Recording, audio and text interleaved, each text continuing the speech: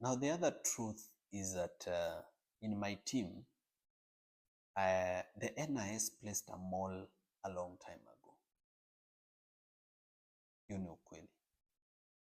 I have a mall on my team. Because when I got an accident in Embu, for me, nilikataza Wakenya, no, don't speculate. Nilikataza Wakenya, hapana, mwache kusema your accident was planned. Accidents happen and this has happened.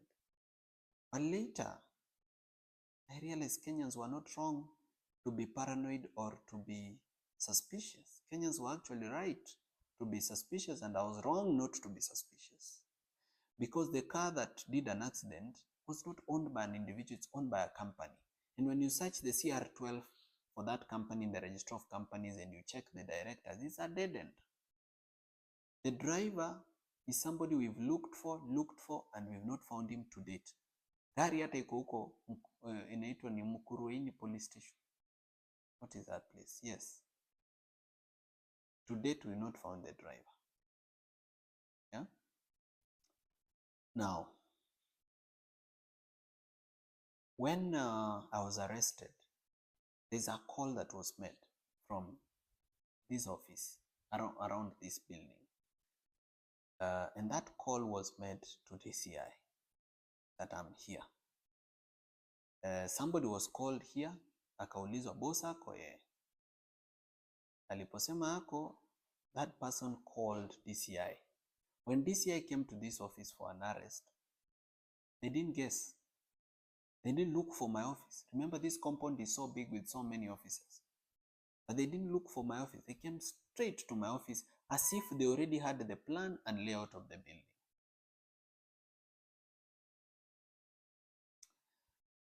When bombers happened, okay, when I was arrested, this mall was not there.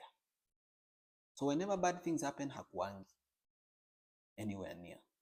Bombers, this person is a very close person in my team and should have been at bombers, because kama naenda bombers na team yangu imenijoin, mbona yeye ana miss na kwake ni karibu na bombers?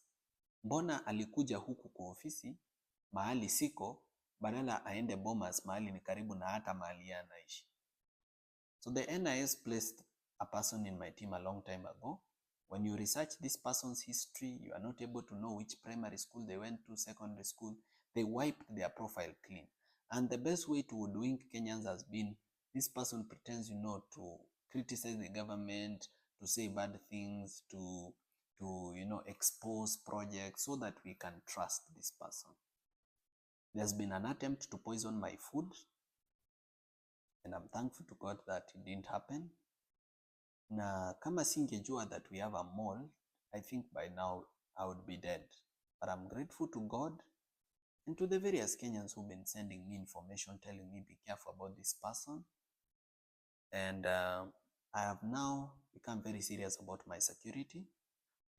I now have an advanced intelligence team that goes to the ground before I go to a public event and does, just checking what is the feeling among, For example, in Bomas, I walked into a public event which was organized by ODM and which people had been mobilized and paid money through in buses, and where there were goons paid waiting for me because I had said I'm going to Bomas. I've never been attacked anywhere in Kenya because I've never said I'm going to this place. Sijai sema leo naenda Embu, ama leo naenda Githurai, ama leo naenda Kitengela, ama leo naenda Molot Bomet. I've never said it. Hata nikisemanga nasemanga tu I'll be in Rift Valley generally. But because these people knew I'm specifically coming to, KICC, which later turned to Bomas, they planned very well kuniua. But they didn't succeed. Because God is good and because there's a mission. God has given me a mission and I must complete it. That's why He has kept me alive. So from now on, Kenyans, wakati mnaangalia timu yangu na kuna mtu mnajua na mnajua ni mbaya, please don't keep quiet. Always raise alarm. I've started vetting every member of my team, where they went to school, what they did, who they are, why they are here, what they do for a living, what they are doing. But Wakenya mnisaidie kwa hiyo mambo, so that tusikue na malls kwa timu yetu. There is also another incident that I was about to forget. When I was attacked at Bomas, I went to the hospital. When I went to the hospital, I was treated, but wind got to the media and other people that I'm at Nairobi hospital, so I left the hospital. I came to this office to pick something before I go to the next hospital, so nilikuwa nasaidiwa na watu wangu. Na nilipofika hapa kwa ofisi, I got information from 3 different sources that I'll be arrested. And the reason I was supposed to be arrested on Friday was the police were looking for someone to blame for what happened at Bomas. They were saying, let's blame the chaos on Morara. But me, I was asking, but Morara came alone. In fact, at the door, he was only allowed to enter with 1 guard. So how do you blame it on him? But the police wanted actually to arrest me on Friday and blame the chaos on Bomas on me. So because of that planned arrest, I decided to set a trap for the police. Because I knew they are tracking my phones, I said, nitawacha simu zangu hapa, I'll go without a phone. Let's see whether the police will come. And the police never came. Because their mole, the NIS mole inside my team, told them ameondoka msikuje. This only goes a long way in showing Kenyans that it's no longer business as usual. My life is actually in danger and I need to be more careful than I've been. Now, the reason I had not beefed up my security, some Kenyans have been saying, sasa wewe Morara, kwani unatembea kama Mkenya wa kawaida, kwa nini usibeef up security? Why are you failing? But security is expensive. Security is not cheap.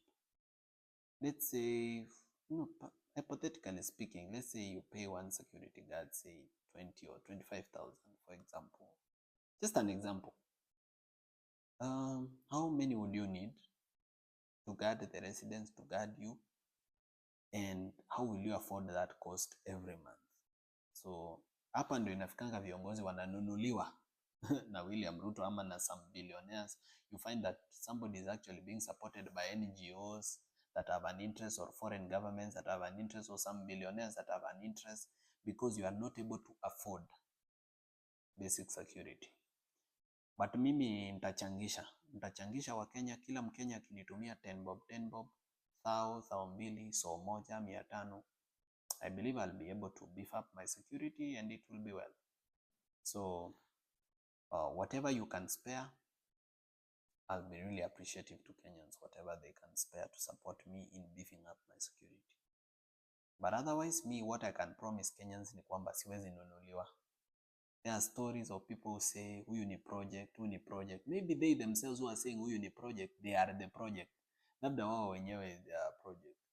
But I don't think it's fair or good to call someone a project when you don't know them in person, you don't know their history, you don't know where they came from. Me, I come from a family history of fighters.